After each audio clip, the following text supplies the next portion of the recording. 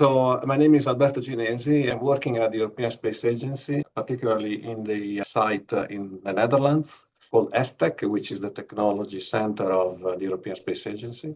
I've been working here for the last 25 years and I'm covering the role of the head of the Telecommunication System section of the Technical Directorate of ESA.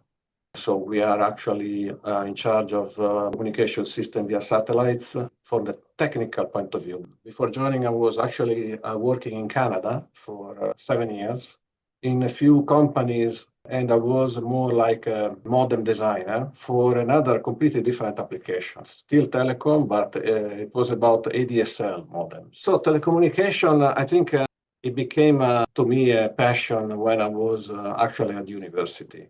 And probably I have to thank one of my professors teaching digital signal processing and digital transmission techniques for telecommunication systems. The TT&C part is actually something that I was doing until a few years ago. Now I'm dealing more on more telecommunication. Maybe I can explain the difference between each telecommunication satellite has two links for communicating to ground. One is called the mission link. This is the link that carries the data of the user. For example, if you want to connect to internet, the signal that you receive to your own satellite modem in the house is the payload or mission link. The TT&C link is another link. It does not come to your house, but it goes to a particular control station on ground, which are in charge of controlling the satellite.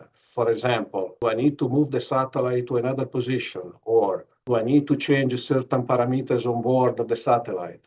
So the TT&C is more like a link that allows the satellite operators to control the satellite itself. Nowadays, you can roughly think that from the time you have an idea about one technology, one specific technology for space, to the time the technology flies, it may as well take 8-10 years. We know, and the important thing is that to have the right people to be able to think forward. And this is not easy. It's challenging, but it can be very rewarding, I would say. IRIS² is a broadband constellation of satellites that will be deployed in a few years. This constellation will be used to provide broadband connectivity on ground. If you want to simplify, it will be a Starlink, a European Starlink. It will be made of two layers of constellations. One is a LEO layer, around 1,200 kilometers of altitude. And the other one is the MEO layer, which is an orbit which is higher, around 8,000 kilometers. So we found that by using two different layers, we can actually optimize the performance for the different kind of applications, let's say. The applications that the system will deliver are both commercial and governmental as well. So IRIS² will not only be providing broadband data links on ground, but will also be able to provide it in a very secure way to the end user. And we're talking about here governmental users. Okay, the satellites will be full of new technologies developed by the European industry. This is what makes it different with respect to Starlink. That is an American system.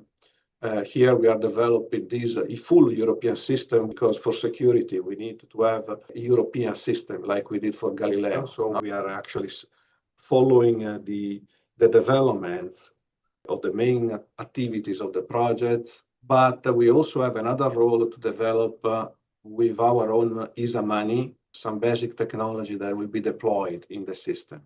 IRIS² being EU and MEO constellations will be able to provide connectivity everywhere in the world, in every situation, in every area of the world. I was luckily one of the first to think about what IRIS² could look like. We presented this architecture both internally to the European Commission. My team here in ESA is also supporting technically IRIS². We are following the reviews of IRIS², where the industry is delivering data package and in the future hardware. We are collaborating with the industry, help them both from the technical point of view, but also making sure that they deliver what they promised. It's a big project, so it's difficult to handle all interactions, but we like the challenge.